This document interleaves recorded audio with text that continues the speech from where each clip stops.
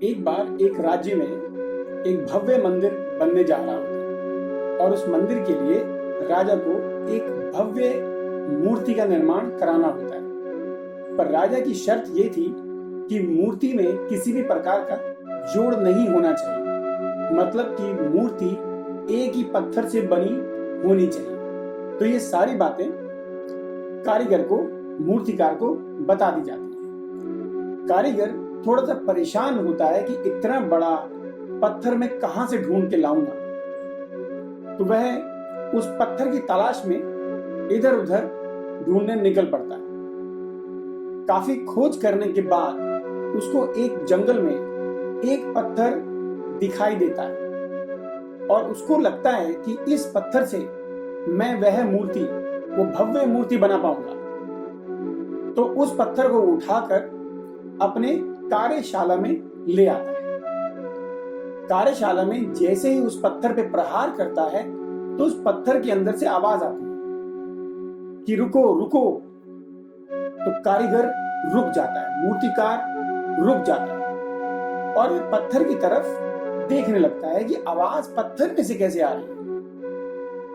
फिर से दोबारा प्रहार करने के लिए जैसे ही हाथ उठाता है तो पत्थर से फिर से आवाज आती है कि मुझ पे प्रहार मत करो, मैं ये प्रहार नहीं सहन कर पाऊंगा, मुझे छोड़ दो, मैं आपके किसी काम में नहीं आ पाऊंगा। मूर्तिकार उस पत्थर को छोड़ देता है, पर उसे बहुत बुरा लग रहा होता है कि बहुत मेहनत के बाद उसको इतना बड़ा पत्थर मिला होता है जिससे वो मूर्ति बना सकता था। मरता क्या ना करता, दोबारा से पत्थर की तलाश में निकल पड़ा। जंगल में थोड़ा और दूर जाने के बाद उसको एक और बड़ा सा पत्थर नजर आता है, पर उसको लाने से पहले वो उस पे एक दो प्रहार करके देखता है, क्योंकि उसको ये था कि मैं इतनी दूर इस पत्थर को ढो के लेके जाऊंगा और वहां जाके अगर पत्थर ने फिर से इनकार कर दिया कि मुझ पे काम मत करो तो मेरी मेहनत खराब हो जाएगी। तो वहां उसको 2-3 प्रहार पत्थर पे मारने के बाद फिर उस पत्थर को वो अपने कार्यशाला में ले आता है और उसे एक बहुत ही सुंदर मूर्ति का निर्माण करता है। मंदिर तैयार हो जाता है, मूर्ति स्थापना का वक्त आता है और मूर्ति को उस मंदिर में ले जाने की तैयारियां शुरू हो जाती हैं। जब मंदिर की तरफ मूर्ति को ले जाया जा रहा होता है उस वक्त वहां के पुजारी बोलते हैं कि मुझे एक पत्थर की भी आवश्यकता है, क्योंकि जो भी मूर्ति का पूजन करने आएगा वो नारियल भी फोड़ेगा। तो नारियल फोड़ने के लिए भी मुझे एक शक्तिशाली बड़ा सा पत्थर चाहिए होगा। तो अचानक से मूर्तिकार को याद आता है कि मेरे पास एक पत्थर पड़ा है जो बेकार पड़ा है, जिसका मेरे लिए कोई उपयोग नहीं है। तो वो सैनिकों को बोलता है जाके मेरी कार्यशाला से वो पत्थर उठा लाए। तो मूर्ति का पूजन होता है, स्थापना होती है, लोग पूजते हैं, मालाएं चढ़ाते हैं, पुष्प चढ़ाते हैं, फल चढ़ाते हैं, भोग लगाते हैं, सब प्रकार की विधियां पूरी की जाती है। कुछ समय के बाद क्योंकि वो दूसरा पत्थर भी उसी मूर्ति के समीप रखा होता है, तो रात में एक बार वो पत्थर मूर्ति बने हुए पत्थर से बात करता है कि देखो तुम्हारा तो कितना सत्कार होता है, तुम्हारे को तो दूध पिलाया जाता है, तुम्हें तो दूध से स्नान कराया जाता है, तुम्हारी तो ऐश है, और देखो हम यहाँ पड़े हैं, हमारा तो सर ही फोड़ा जाता है, जो आता है नारियल पटक के हमारी सर पे मारता है और तुम पे उसका पानी चढ़ाता है।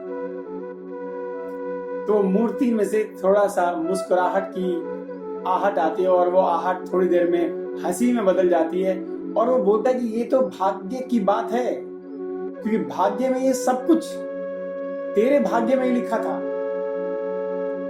क्योंकि तूने मना कर दिया कि मैं ये प्रहार नहीं सहन कर सकता हूं, तो तुम्हें ये आकार नहीं मिला।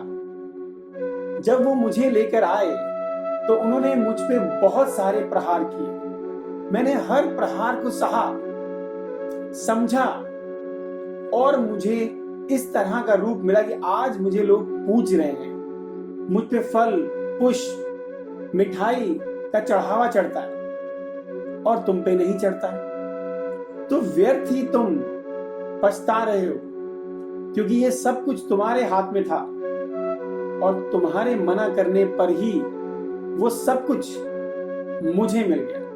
तो जो किस्मत में भरोसा करते हैं उनकी किस्मत में, उनके हिस्से में सिर्फ उतना ही आता है जो मेहनत करने वाले छोड़ देते हैं।